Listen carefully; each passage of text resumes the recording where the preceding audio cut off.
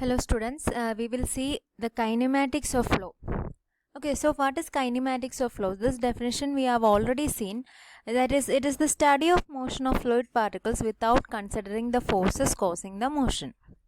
Okay, so there are two methods of describing the fluid motion. That is, first one is Lagrangian method and second one is the Eulerian method. And coming to the classification of flow, first one is steady and unsteady flow. Okay, so what is a steady flow and an unsteady flow? So when the flow characteristics at a point do not change with time, it is known as a steady flow. In the equation, we can write it as dou v by dou t is equal to 0. That is, there is no change in the flow characteristics. So the dou p by dou t is equal to 0. So it is known as a steady flow. When the characteristics changes with time, it is termed as the unsteady flow. That is, dou v by dou t is not equal to 0 or dou p by dou t is not equal to 0. This is known as an unsteady flow. Okay. Second one is a uniform and non-uniform flow. So here we are taking the flow characteristics with respect to the distance or space. So when the flow characteristic does not change with respect to space or distance, it is known as a uniform flow. And when the flow characteristics change with the distance or space, it is known as a non-uniform flow. Okay, and third one is laminar and turbulent flow. The laminar flow, this term is very familiar to you. It is when the particles moves in a well-defined path. It is known as a laminar flow.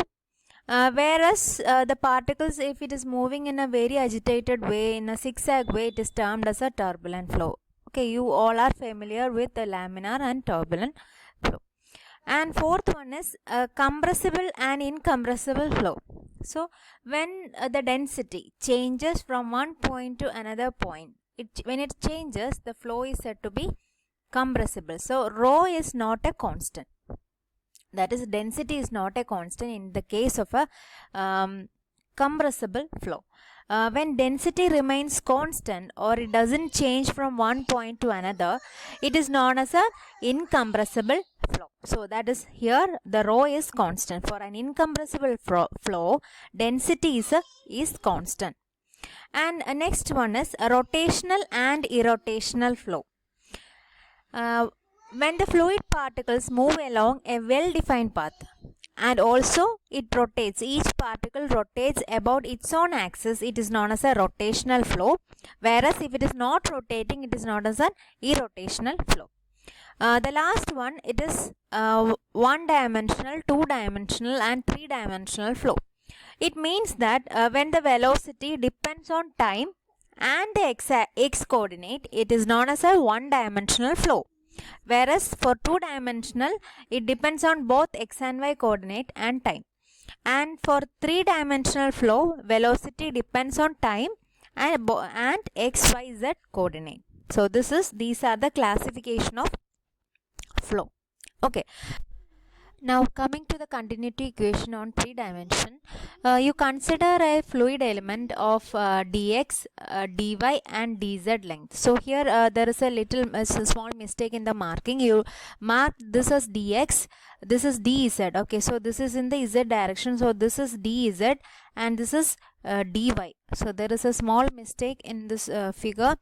So please correct it. So this is a fluid element with the dimension dx, dy, dz in the x, y, z direction. Okay, and you consider u, v and w are the inlet velocity components in x, y, z direction. So the velocity in the x direction is taken as u, the velocity in the y direction is taken as v, and velocity in the z direction is taken as small w. These are the inlet velocities. Okay, so we are first taking the mass of fluid entering the phase ABCD per second. Note it that mass of fluid entering the fluid ABCD per second. Okay, so this is phase ABCD. Okay, so this is phase ABCD, and in this, what is the mass entering? Okay, mass entering is, you know that rho into volume, that is density into volume, will give you the mass entering in this particular section A, B, C, D. Okay, and you know that rho is the density, rho into, you are taking u into dy dz. You know that dy, this is dy dz, dy dz is the area of this ABZD. Okay, and you are multiplying with the inlet velocity u is meter per second. Okay, so u is along the x direction, velocity along the x direction, so it will be dx per second. Okay, so that is rho into it will be like dx dy dz by second. You know that here u is dx by time, so it will be rho into u into dy dz will be the mass of fluid entering the phase ABCD per second. Okay, and now what is the next step? Mass of fluid leaving the phase EFGH per second. So what is, where is EFGH? This is EFGH. So this is EFGH. So what is the mass entering? So there will be an mass in this particular element, isn't it? So that much liquid also be leaving this particular section EFGH. Okay, EFGH. So what is the mass leaving EFGH? So there will be, it will be the initial mass, this one, plus additional mass will be, you take you divide dx into very small strips of dou x distance. Okay, dou x distance, very small strip of, let it be dou x. So the additional gain, or it will be dou u by dou x. So it will be, for the very small strip it will be dou u. The additional velocity for dou x distance will be dou u. So dou u by dou x into dx will give you the total gain in the mass at this particular fluid element. So it will be rho u dy dz plus rho into dou u by dou x into dx into dy dz. Okay, so so it is written like this. Common term is rho into dy dz. So you have taken outside, and inside the bracket u plus dou u by dou x into dx. Okay, so that is the mass leaving. And what is the gain of mass? You subtract this with this one.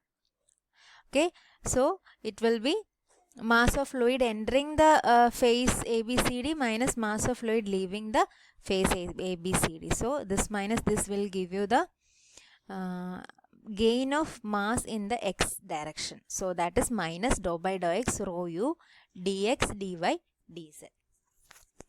Okay, and similarly in the same procedure is repeated to find out the gain in mass in y direction. So similarly you will get the gain in mass as minus dou by dou y into rho v dx dy dz. So you have just given the cyclic change to this one, and similarly in the z direction you will get the gain in mass as this, that is minus dou by dou z into rho w dx dy dz. Okay, so what is the net gain? So you have to consider all these axes in this fluid element to find out the net gain of mass. So adding these three, you will get the net gain of mass here. And you know that the rate of mass of fluid. So what is the increase of mass in the fluid, gain in the mass in the of the fluid in the element with respect to time? You can write that rho dx dy dz is the mass, and what is the rate of increase? The dou by dou t of rho dx dy dz. and you know that mass can neither be created nor be destroyed. Okay, so using that principle, this particular thing, the rate of increase of mass, it should be equal to the net gain of mass in the fluid element. So equating this one and this one, you're equating it, you can cancelling the common terms, finally you will arrive at this equation. So that is dou rho by dou t plus dou into rho u by dou x, dou by dou y into rho v plus dou by dou z into rho w equal to 0. So this is known as the continuity equation in 3 dimension. Okay, and we are adding some special cases. Suppose if the particular flow is a steady flow. So what is a steady flow? It doesn't change, the flow characteristics doesn't change with respect to time. So at that case, the only when we apply the steady flow in this particular equation, the only term which has time in it or rate of change with respect to time is this one only, dou rho by dou t. Okay, so that is equal to 0. So here the equation changes to dou rho u by dou x by plus dou rho v by dou y plus dou rho w by dou z equal to 0. And again, if that particular flow is an incompressible flow in 3 dimension, you know that in incompressible flow, density rho is equal to a constant. So in that case, rho can be taken outside. It will be dou u by dou x plus dou v by dou y plus dou w by dou z equal to 0. So this is we are this adding the special cases in the continuity equation to finally arrive at this particular equation, and this is the equation for a steady incompressible flow.